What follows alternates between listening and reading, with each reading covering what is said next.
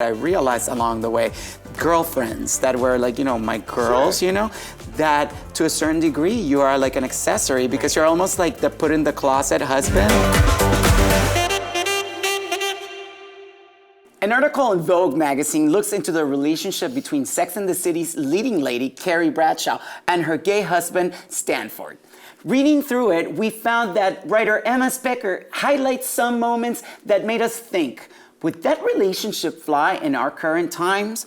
Ladies, what do you think? Because I have a lot of opinions about this. You do, because you are a Sex and the City fan, aren't you? Or you Huge. thought you were. I love Sex and the City. And you liked it because it's like campy and fun, but then now some realizations are happening. Until now, because after reading this article, I realized that Carrie, who I adored, treated her GBF, her gay husband, as an accessory. Yes, because I feel like during that time in television, that's a lot of what gay, lesbian, trans characters, if there were any trans characters, and the article is really interesting because it also has an acknowledgement even about Samantha. There's an episode of an incident with some trans girls outside and how rude she was to them. She evidently tried to shut down the neighborhood sex workers. That was the whole thing. It wouldn't fly today, but I feel like we all accepted it back then. Mm-hmm. Why? I think campiness, isn't it?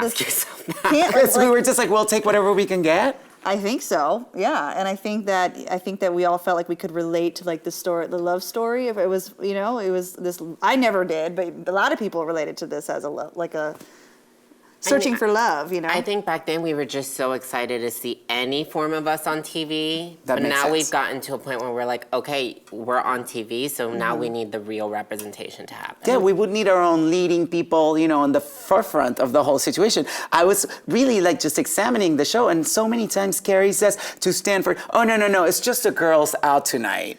And it's like, really? Nowadays I'd be like, listen, girl, I'm coming. No, it doubles down on the fact that it's just the sidekick. It's just like, hey, thanks for talking to me. Now I'm leaving to go with my real friends. Bye. What? It's very like monolithic and like, as the writer said, and now we're so used to having three-dimensional characters on television with Vita and Pose and the bisexual, which is all things the article brought up. And so I just think the consciousness has shifted, right? And we demand more. I've got to tell you, I've let friends go, not because of this article, but I realized along the way, girlfriends that were like, my girls, that to a certain degree, you are like an accessory because you're almost like the put in the closet husband where you go when they need you. It's like, oh, come with me, but then when they're like on a date or whatever, then you're like second plan. Yeah. You're like an afterthought. And I finally saw it on Sex and the City and I related to it. It really changed my perspective. Well, that's because it affected us in the real world in ways we didn't realize. Now we know the Abbey, which is a gay bar in West Hollywood, had a problem with, before gay marriage was legalized, having bachelorette parties going in and out, and they just felt like that was very in our face since we could not have the right to get married, that they would come in, use our space as an accessory for their fun night, and then leave us without our rights, so kind of in the cold, So, I'm going to push it a little further with all of us.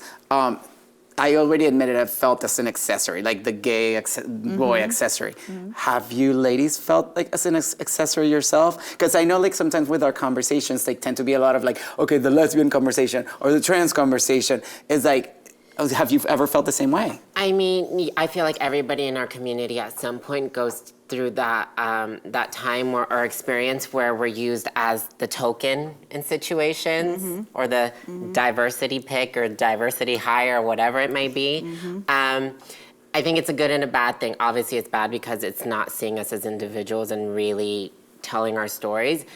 I guess the good part would be that we're starting to be included and the discussions are happening and starting, but there's still a lot.